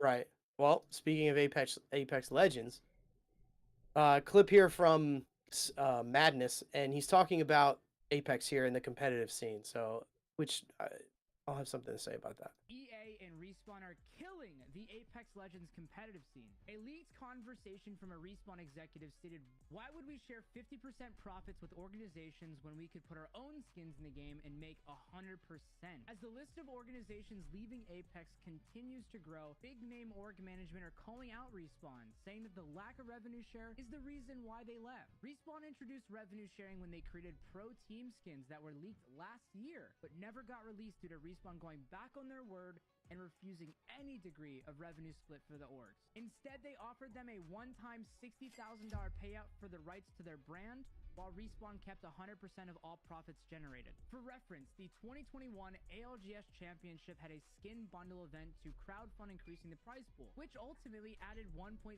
million, while Respawn still kept 80% of the profits, which means Apex grossed roughly $8 million from a one-week skin sale. Follow to stay in the loop. What do you got? How do you feel about this? I mean, like you get what you invest in, and if you don't see that Apex League is doing well, ALGS, if it's not like really selling the way that you thought it would be, then like I guess that's how they're going to get treated. I don't think it's fair to the players of the orgs. I look at the Call of Duty League sometimes, and I think that they got it worse. It's a $25 million buy-in, which means 12 times over they've paid $25 million, and I think that Call of Duty League gets it way worse than that. I think they never get the promotion they deserve. I know they have their Challengers League inside of a fucking garage somewhere. I think that the game is never up to par. It's just competitive FPS games are just, there's always going to be shady shit. EA and Activision are at the center of that. And, not everything is going to be like CSGO or the way that things go really smoothly with some of these platform games. It sucks. I don't think it's fair. I think that if you're going to open up the box of having an esport for your game, that you go full send with it, at least for a couple years before you start making cuts like that and being greedy like that. The whole idea of paying them up front for the skin and not giving them any type of any money after they've, toward the purchase, they're not 50-50ing it. Pretty fucked. Because when those orgs grow, your game grows. Especially if that was the original deal. Like, Mm-hmm.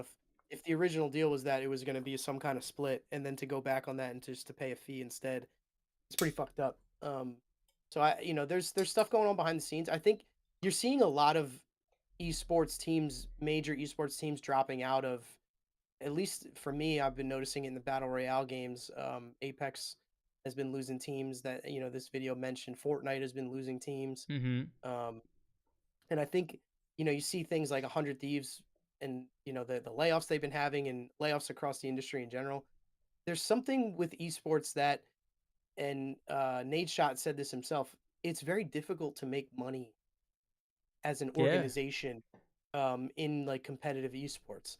And I think that's a great point. But my question is, how do you fix that? like what's the reason that competitive esports hasn't taken that leap to like mainline major, because everybody games. So many people are gamers now. And I think most people are interested in some form of esport for the game that they play. I think a lot of people play, PvP games like League of Legends, Apex Legends, Fortnite, CS:GO. Like there's so many popular games out there that are PvP and have pro scenes. Like how do you what's the missing piece here? 3 things. Number 1, and I'm going to rotate back to Call of Duty because this is how it is. I just told you that they made $1 billion off of this game. They make $25 million per org over 12 orgs. So making multiple billions of dollars. How much money do you think goes into some of these events? How much money do you think goes into promoting these events? It feels like the CDL, the Call of Duty League, it just simply doesn't put the money back into it. And they say it's because it's a lack of interest potentially, when first off, it's popping off. Twitch is popping off when they stream them live, especially during Scump's retirement. I think it peaked at like an insane amount of viewers. But the problem is like someone's retirement was the best marketing ploy that we have seen in the CDL in years. Otherwise, we haven't seen them put money or actual thought, planning, or any process into making Optic, 100 Thieves, Gorillas, Subliners, none of that. Like it, and I don't know if it stems from like the Call of Duty trying to just stay like super casual, or I think personally it's just fucking greed. I think that a lot of these games are extremely greedy. And then the number 2 would be the distrust, and I think that a lot of Call of Duty players think they're the best player in the world until they're humbled, and then they just call the person a cheater. That's fair. Which a lot of people in gaming in general do. It's usually the first thing is like when somebody just shits on you, it's like, oh, that guy's fucking cheating. Right? Yeah. So I think for me, the missing link in a lot of is like major LAN events or major, like I like the way League of Legends does it. I don't know exactly how the CDL operates. But League of Legends, they kind of do it like there's a season and there's, finals, and they have like big tournaments at the end of each split. And, they build it up to like a huge playoff at the end of the year where they have it at these massive arenas and they sell out. What do you, what comes first, the chicken or the egg? Like if you're a game like Apex Legends, do you take a chance trying to set up a huge event that, you buy out a stadium and put together this big production and see how many people come out? I mean, for me, I think that's a big profit generator for games like League. Is that the missing link? Is it real life interaction? I think it is you do have to get a bunch of basement dwellers out of their fucking gaming closets to go out and go to an event, right? But like, I was pissed when I couldn't go to like, there's a Halo event. I almost went to Boston for the major that happened for Call of Duty League. And I missed it and I was pissed. Like there's certain things that I want to go to, like I'm very much interested in, and it sucks that I don't think there's many people that are interested in IRL things that are gamers. They like to sit down. I don't know, maybe it's a shame thing. Like you don't want to tell your friends that aren't gamers, like I'm going to an ALGS event, and they're like, what the hell is that? You're like, damn it, here we are. I got to explain to you that I'm going to watch a bunch of people play video games on stage like a fucking dweeb.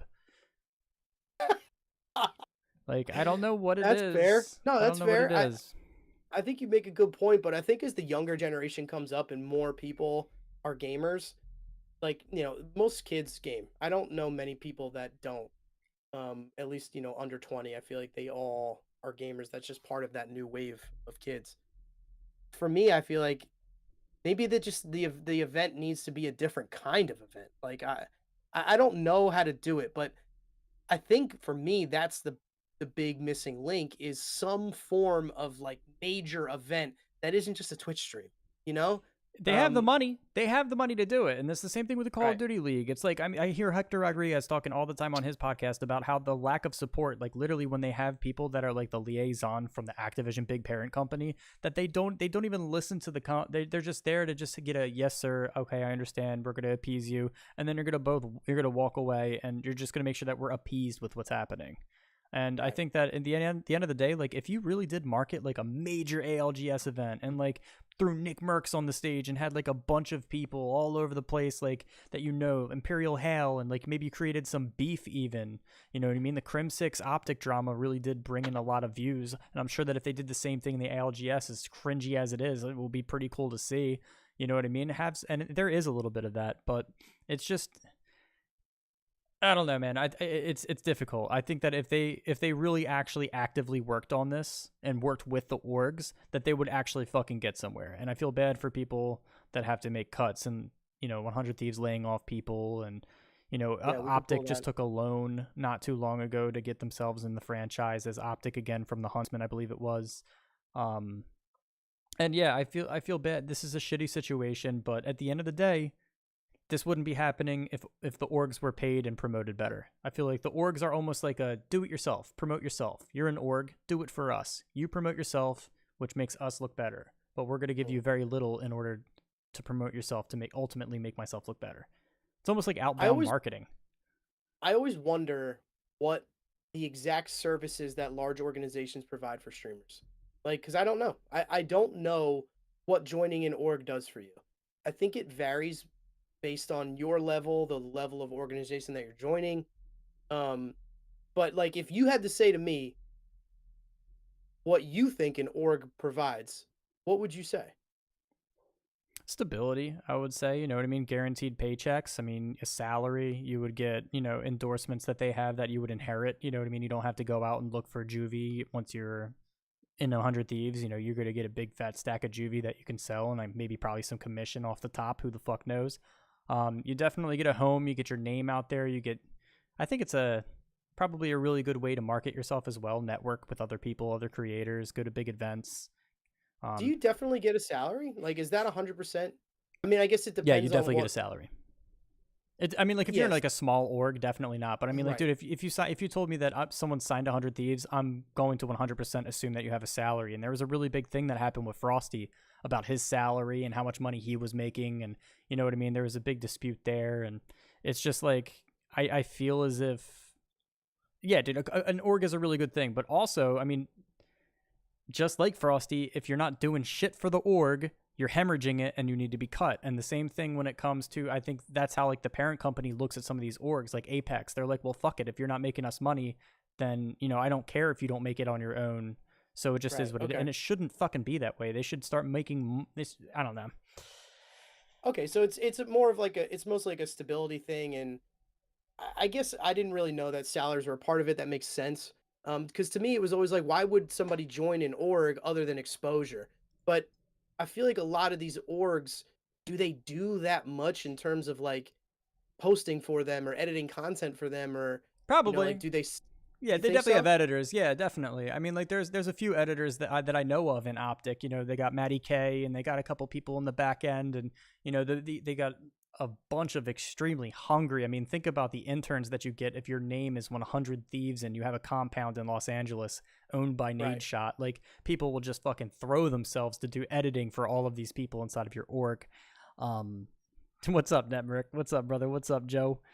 Yeah, and it's crazy actually. You did put up a good point. Not only did they take a 40 grand off the top, 40 grand on top of everything, but what was it with Optic? They also took, like, what happened with Optic?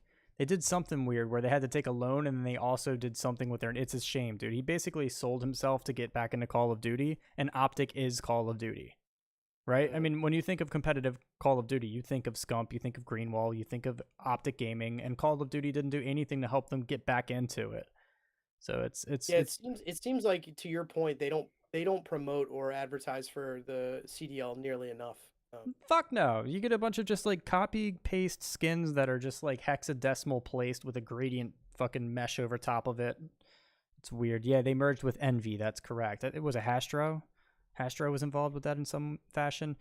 But regardless, going back to the major point, going back into this whole Respawn thing, they're shady, they're shitty. If you want things to do good, you plant a seed and you water it. You don't just plant a seed and hope it fucking grows on its own. And that's what I feel like a lot of these parent companies do. But 100%. You don't go back on your word either. If they were supposed to split the revenue, that's what they should have done. It's pretty fucked up. Side note, I've actually been watching a decent amount of Nick Merckx and Netmerk. You brought up Nick Merckx. I've been watching a decent amount of Nick Merckx play Apex lately. It's pretty fucking fun. Like Yeah. that has, yeah, bro. Like I don't know what it is.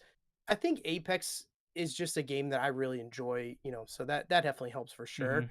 But just something about like there's so many intricate levels of Apex and positioning yourself properly for endgame, and just like seeing the communication and the execution and the looting and people swapping armor so you can evo, and there's just like so many different levels to Apex, and seeing people who are really good at it, it's fucking like it's beautiful to watch, man. Like It is. It's an the art, the, dude. the speed at which people drop loot and pick up loot, or communicate with each other to swap loot, it's just like I don't know, man. It's something really impressive about it. I've been watching a lot of it. It's a good point, Joe. He pretty- is good in a way that I could see myself being. Like, I don't think that I could ever be as good as Nick, but I also don't see it's as untangible as like when I watch like It's Timmy with a wingman.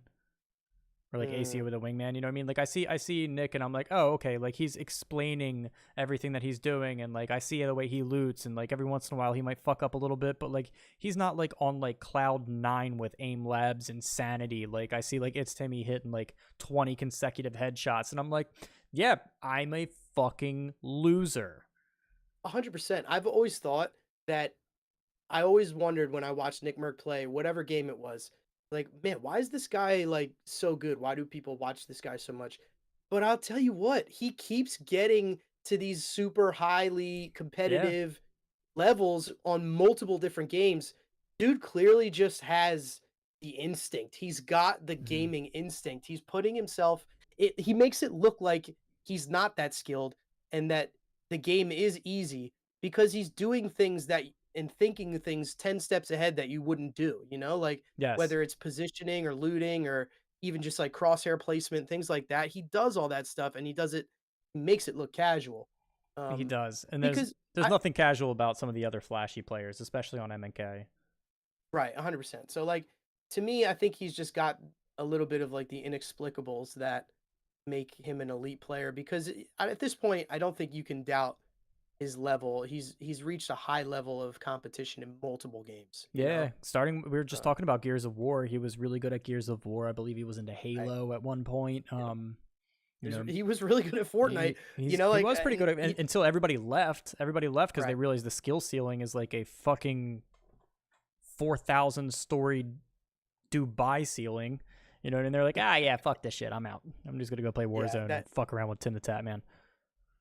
Facts, yeah, but it's and he's really good at COD. Like he's just a good shooter gamer. Like I don't think you could take that from him. But I've been watching it, and bro, Apex is just like God. They just set themselves up to really have some endurance. So I hope they can fix this situation with the competitive scene. Me too. And like, because I would love to see Apex reach that level in a competitive sense of like a CSGO or a Valorant or Me a League too. of Legends. That's a good point. Yeah, fuck yeah, I'm with you on that 100%, dude. And you know what fucks me up is like when I hear that somebody's like, yeah, Warzone 2 is more tactical. It's just tactical. I have to use tactics and tactically position yourself. And I'm like, dude, what the fucking game does? Have you ever watched a game of Apex where how tactful you have to be and how much positioning and game knowledge you need?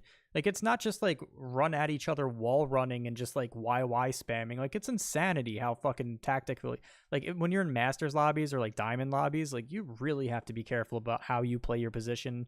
Sometimes you play inside of the storm up until late storms. Like, right. It just... It's nuts how people can possibly look at Apex and not think that it's more tactical than Warzone.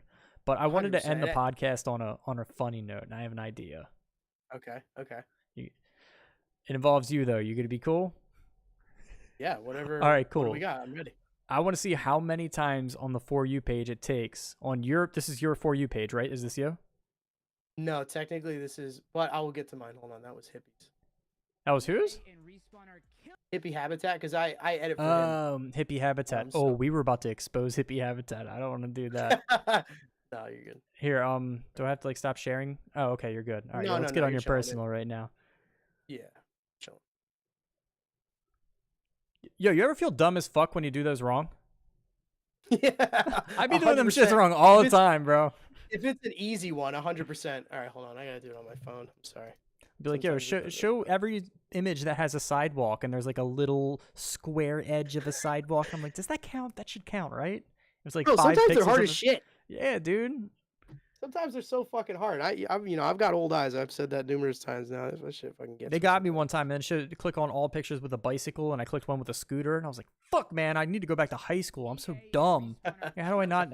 How do I have how do I have like a fucking education diploma and fucking bachelor's degree?" So if you go on your For You, Okay. right? Fighting with black kids is tough. I don't know if you ever fought a bunch How many videos until I hit what? Dude, this dude is the fucking funniest. I love Theo I love Von, bro. Theo. I love Theo. Can you zoom in just actually, you're looking pretty good. This is good. This is good. I want to see how many TikToks it goes until we get a thirst trap on your For You. It's probably the next one. All right, so we got Theo Vaughn, pretty solid. Basketball. Solid. More basketball. three. 76ers are playing right now, I think, too, right? Sixers just beat the Bucks. Actually, real quick, this is number 5, by the way. Real quick, Sixers just beat the Bucks. They were down by 20 in the third quarter, came back and won the game. Like I think by 4, they ended up winning by. And the Bucks had won 16 straight. Sorry, Let's the Sixers are fucking killing it. go. Let's fucking go. Yeah. Yo, don't scare me, dude, because here's the... I'm going to fucking say it. I'm going to... you set me off because, like, here's the problem. I'm going to have hope in the 76ers. And my problem is we have had, like, 3 championships blown in the last 99 days? If we get far enough for me to have faith in this team, they better fucking do it. Because if they That don't... would be I'm going to freak the fuck out. I feel bad I'm going to move away from Philadelphia. I can't be in this area if we lose 4 championships in 120 days. I can't fucking be. It's going to be a war zone, bro. You make a great point because it's just been it was the Phillies, then it was the soccer team, right? Mm-hmm. What are they? The Union, Union. and then the Eagles. Yeah, so fucking. I mean, the Sixers are playing good. They're in 3rd place in the East right now. So Stop we'll it, dude. see. Just I don't. Okay, Even, sorry. I don't even Okay, want this them is to do number good. 5. I do want them to do good. I do. I want them to do good. Okay, this Number is number 6. 6. The student debt crisis. 7. 7. American Idol. Shout out to Katy Perry, the baddest. I just want to say right now, TikTok coming in clutch for me, making me look like not. I a know, dude. sicko, Look at so, you, yeah. man. Yo, if you make it to 15, you should send this to your wife. Tell her that you want to make a big purchase. Keep it in your back pocket. You know what I mean? Is dedicated to all of the guys who This is 10, right? That was 10. That's 10. Okay. 11. 12. Some DIY, obviously. Makes sense to be on your For You. 13. 13. Was that 13 or 14? We'll call it 13. 14. Okay. So Jake- this is 15. 15. Dude, I'm insane. 16. I'm cracked. What's the number to get to where I win? You call it. All right, 17. If I can make it to 30, that's 30 is I win. 30 is I win. 30 and you win. We'll call it 30. Oh, Oh. Nope. I saw the thumbnail and I was like, maybe. I saw the thumbnail and I saw like almost like a I'm stuck type of a thing. Okay. This is dancing. Does this count? No, this is not Nah, thirst trap. don't count. In honor of Nikola Jokic. More basketball. What are we at? Is that 22? That's 22. Okay. It's 23. Oh! Oh! What Wait! Wait! Wait! What the fuck is that? No way, dude. Okay, Does we're this count? we're getting close now, man. I feel like we're getting close. Okay, that's 23, right? Okay, 23. This dude's mad funny, by the way. Is he? You are on something. Like He's a funny dude. This It's 25? 25. You got 5 more to go. They were so honest. 26. I'm fucking crushing it. A lot of dancing. Dude, you've been trying to get into a salsa lately? I could go for some good merengue. That's 27, right? 28. Don't look thirst.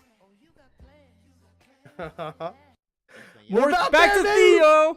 Yeah, she was in her. And it looks like the next one is probably not going to be thirst trapped. Wow, dude. Let's go! You went 30 videos without a thirst trap on your FYP. Congrats, bro. More dancing. What am I doing? It's really impressive. So you had mostly dancing, Theo Vaughn, a couple games, a lot of DIYs, and a lot of basketball.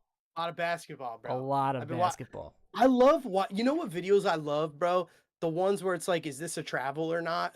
Because every single time it's a Oh travel. yeah, And it's almost every always a single travel. time- It's always a travel. And Yes. every single time, most of the comment section's like, no, not a travel. I've been a ref for 30 years. Like, dude, these are all travels, bro. Sorry. Nah, dude, the comments in TikTok always crack me up, dude. Have you ever been in blue collar TikTok? Blue Where the- collar, like Like- not DIY stuff, like construction workers and shit. Yeah, but the one where somebody they'll like do something like perfect and it'll seemingly like perfect, like an electrician will do something. They're like, well, technically you didn't have to splice that wire, you could have, and it's just like everybody in the comments is just like hyper critiquing this guy, and I'm just, he got the fucking job done. Chill out. They're like, oh, you did the wrong tool and you should have soldered with this. Shut the fuck Bro. up. It's almost more toxic than COD talk. TikTok is fucking wild. I It's actually relentless.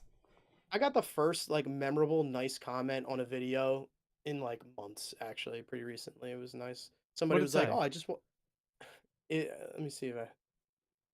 It's actually on the video that flopped the hardest too, which is pretty funny.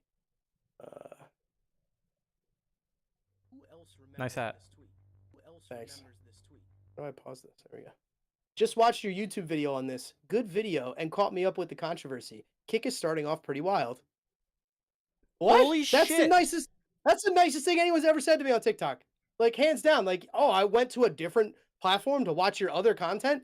Nobody ever does that. Nobody Like, that's ever so- says that.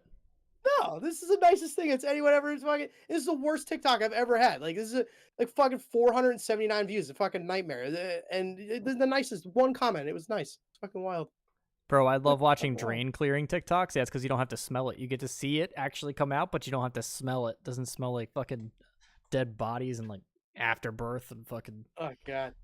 ugh. You know what TikToks I'm tired of getting is like pimple popping and shit.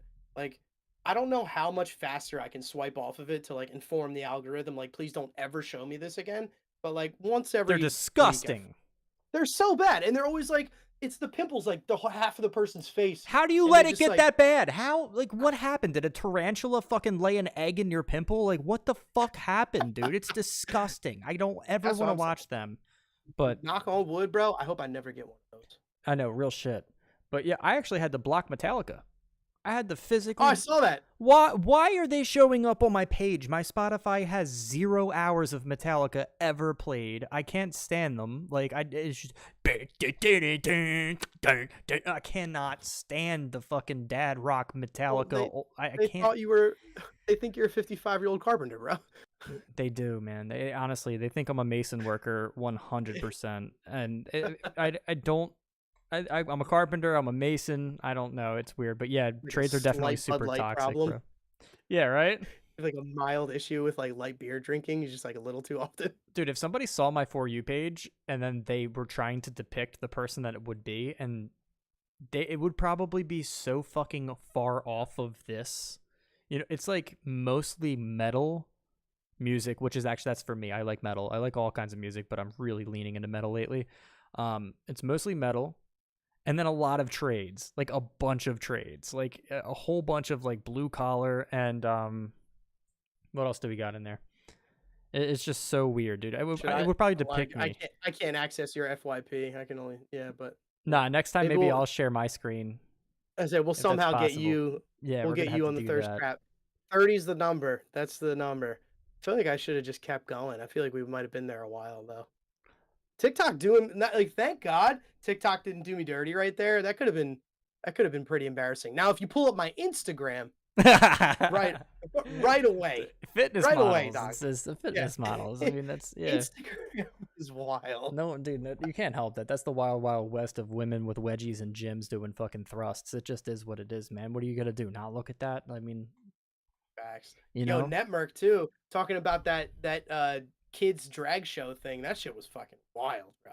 I don't know. I don't understand what the fuck society's doing. I hate modern society, honestly. I hate it. Yeah, people just say things to make themselves seem intelligent and look like they're understanding to other people, but reality, I don't know how far we can go before we're just like, dude, we're backpedaling here. Yeah. All right, I think that was fucking solid, dude. We got a good Hell yeah. hour 45 in. It was really good. Glad Hell to yeah, be we covered back, a lot. man. Next time maybe we'll throw Net Merc in the show. We're gonna have him on sometimes. Cracking me the fuck up. Hell yeah, bro. Maybe the next Hell yeah, I'm podcast down. we'll throw him in. He's a Tarkov veteran. This guy is the man, so maybe we'll throw him in for sure. Oh, shit. Yeah, man, he loves Tarkov. Very good at Gotta it. ask him about the Wiggle video next time he's on. Yeah, no doubt about it. We'll have him on. Dope. Joe, what time is good for you, man? You good to be around sometime? We'll talk. All right, guys, I'm out. It was a good time. Peace. Is there